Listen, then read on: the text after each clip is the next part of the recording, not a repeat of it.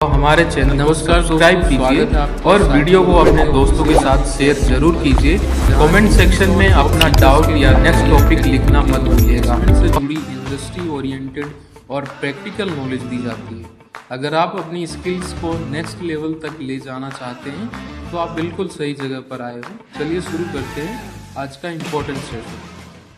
तभी सोचा है कि कोई भी नया सॉफ्टवेयर प्रोजेक्ट जब शुरू होता है तो एकदम रॉकेट की तरह तेज चलता है, लेकिन जैसे जैसे टाइम बीतता है उसकी रफ्तार एकदम कछुए जैसी हो जाती है। क्यों? नए फीचर्स डालना एक सिरदर्द बन जाता है और बग्स फिक्स करना तो मतलब पूछो ही मत। ये एक बहुत ही कॉमन प्रॉब्लम है।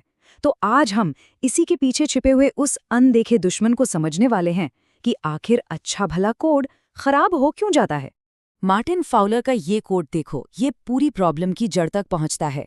कोई भी ऐसा कोड लिख सकता है जिसे कंप्यूटर समझ लें, लेकिन अच्छे प्रोग्रामर वो होते हैं जो ऐसा कोड लिखें जिसे इंसान समझ सकें।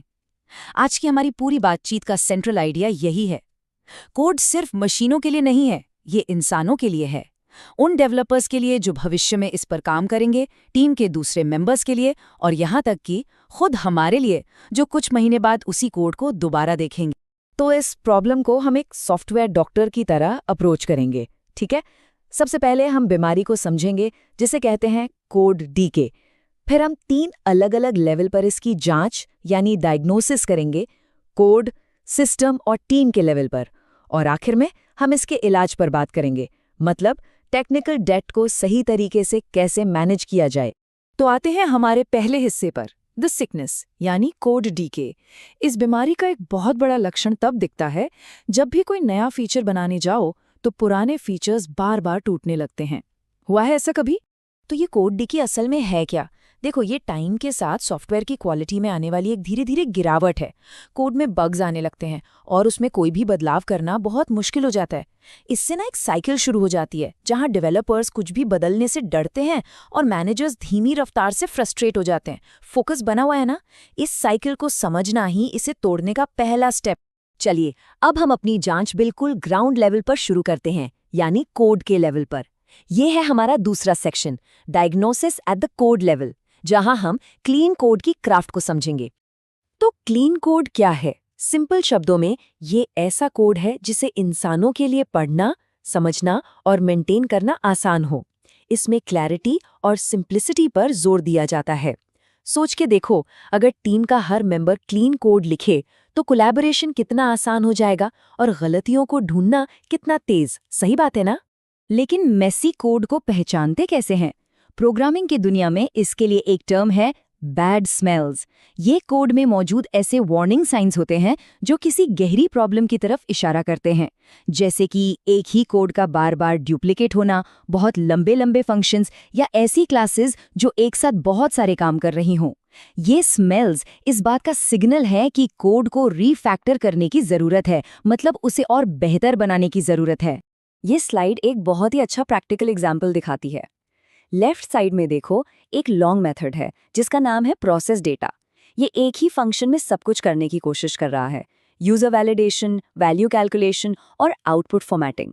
अब राइट साइड में देखो, रीफैक्टरिंग के बाद हर काम के लिए एक छोटा डेडिकेटेड फंक्शन है। कितना साफ और समझने में आसान लग रहा है ना? समझ आया डिफरेंस? ये सोचने का एक अच्छा मौका है कि ऐसी ही अप्रोच अपने कोड को कहाँ और कैसे सिंपल बना सकती। ठीक है, अब अपनी जांच के अगले लेवल पर चलते हैं। यहाँ हम कोड की अलग अलग लाइन से जूम आउट करके पूरे सिस्टम के आर्किटेक्चर को देखेंगे।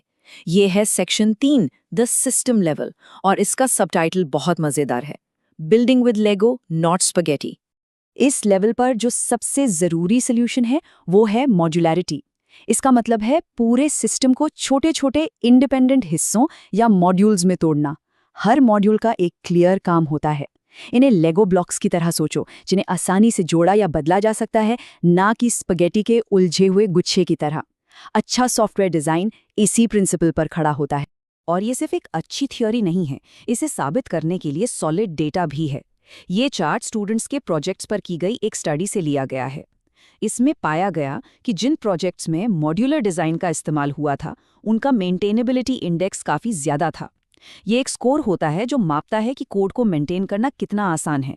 डेटा साफ साफ दिखाता है कि मॉड्यूलैरिटी से सच में फर्क पड़ता है। और ये स्लाइड उसी बात को और स्ट्रॉन्ग बनाती है। उसी स्टडी में ये भी पता चला कि मॉड्यूलर कोड में बदलाव करने में काफ़ी कम समय और मेहनत लगे। End of the day, modularity developers को फास्टर बनाती है, चाहे वो नए फीचर्स बना रहे हो या बग्स फिक्स कर रहे हो, है ना यूज़फुल? तो हमने कोड और सिस्टम को देख लिया, पर उन लोगों का क्या जो ये कोड लिख रहे हैं? ये हमें हमारे चौथे सेक्शन पर लाता है, diagnosis at the team level.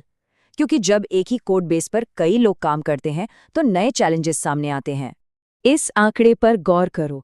एक बहुत बड़े सॉफ्टवेयर सिस्टम में 7% फाइल्स ऐसी थीं जिनमें 10 से ज़्यादा अलग अलग डेवलपर्स ने बदलाव किए थे। सोचो, इतने सारे लोग एक ही जगह पर काम कर रहे हैं। अगर इसे सही से मैनेज ना किया जाए तो कॉन्फ्लिक्ट्स और कन्फ्यूजन होना तो तय है। इस चैलेंज का एक सल्यूशन है कलेक्टिव कोड ओनरशिप। इसका सीधा सा मतलब है कि टीम का कोई भी मेंबर ज़रूरत पड़ने पर किसी भी कोड फाइल को बदल सकता है। कोड का कोई एक मालिक नहीं होता।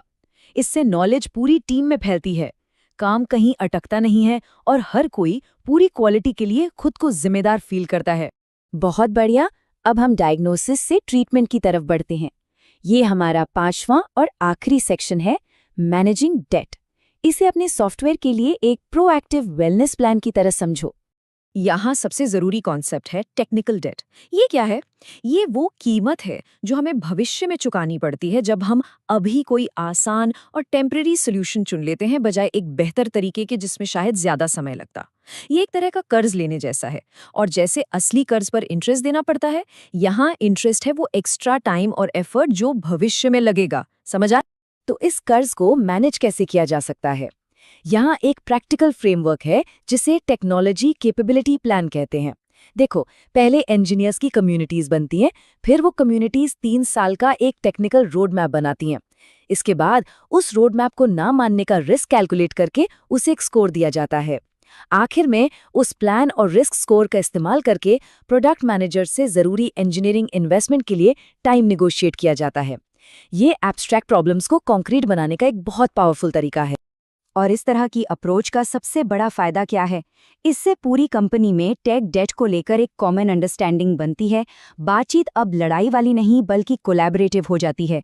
इंजीनियरिंग और प्रोडक्ट टीम्स एक साथ मिलकर एक ही गोल की ओर काम करते हैं। तो हमने ये समझा कि कैसे अच्छा कोड खराब हो जाता है, और उससे भी ज़रूरी कि इस प्रॉब्लम को कैसे पहचाना और ठीक किया जा सकता है। अब एक आखिरी सवाल जिस पर सोचा जा सकता है, क्या आपके प्रोजेक्ट का कोड एक एसेट है जो आपको आगे बढ़ने में मदद कर रहा है, या वो एक कर्ज बनता जा रहा है जो आपकी रफ्तार धीमी कर रहा है? ये किसी तो हमारे चैनल को सब्सक्राइब कीजिए और वीडियो को अपने दोस्तों के साथ शेयर जरूर कीजिए। कमेंट सेक्शन में अपना डाउट या नेक्स्ट टॉपिक लिखना मत भूलिएगा।